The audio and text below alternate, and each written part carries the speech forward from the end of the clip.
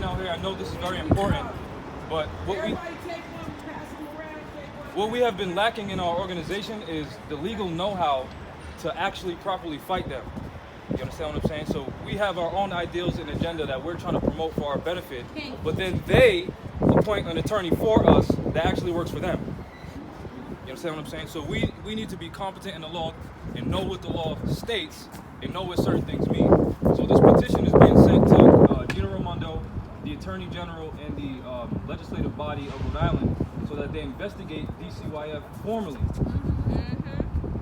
Because we told them to. Which is your right, according to not only the federal constitution, dealing with the First Amendment, the right to free speech, the right to peaceful assembly, which is why we didn't get a permit to do this, because it's our right to do it, and your right to petition the government for grievances. So that's what we're doing. We're petitioning them, the executive and legislative branch, to investigate the judicial branch. And like I was saying inside with the DCYF guy, if it's required for Rhode Island general laws for there to be proof of neglect or abuse in order for them to take a child, why is it not listed as criminal? And since that is the issue, there's res judicata and stare decisis stating that once there's an injured party, that becomes a criminal offense. Why is it listed as civil? The reason why they're listing it as civil is to avoid all the criminal procedure that they're supposed to go by. So they're supposed to give you a reason why they're taking your children.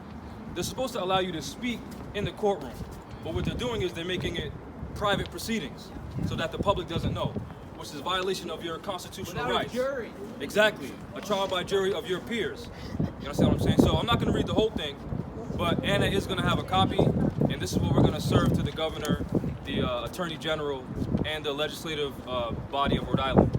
Any questions? Now, we need y'all to ask questions, and if anybody got a case that's currently pending, or you have a past case that's currently pending, we need you to contact these people so we can get y'all on our rolls. Yeah. This is going to be a huge class action lawsuit. Your kids coming home. What we about? Bring us home.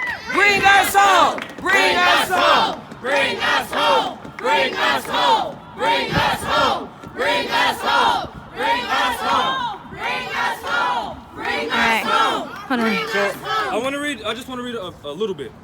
So this petition is being sent to the executive and legislative branch of the Rhode Island government because it is the duty of the three branches to ensure proper checks and balances within each branch of government, and to launch a fair and unbiased investigation of the branch in question conducted by one of the other branches.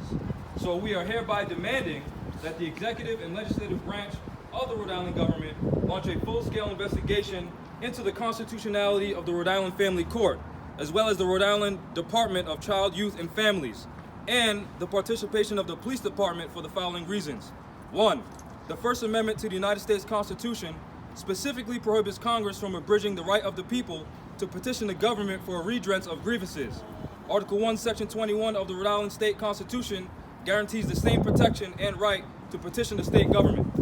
Number 2, according to federal law, genocide has been defined in Title 18 of the United States Code, subsection 1091 as whoever, whether in time of peace or in time of war, with the specific intent to destroy in whole or in part a national, ethnic, racial, or religious group, such as 1, killing members of that group, 2, causing serious bodily injuries to members of that group, 3, causes the permanent impairment of the mental faculties of members of that group through drugs, torture, and other techniques, which the parents have told me that their children and their grandchildren are being drugged, and they don't even recognize them anymore. Their children crying, stating they don't want to go back to DCYF, they want to go home. 3, subjects the groups to conditions of life that are intended to cause the physical destruction of that group in whole or in part. Now, what is not that?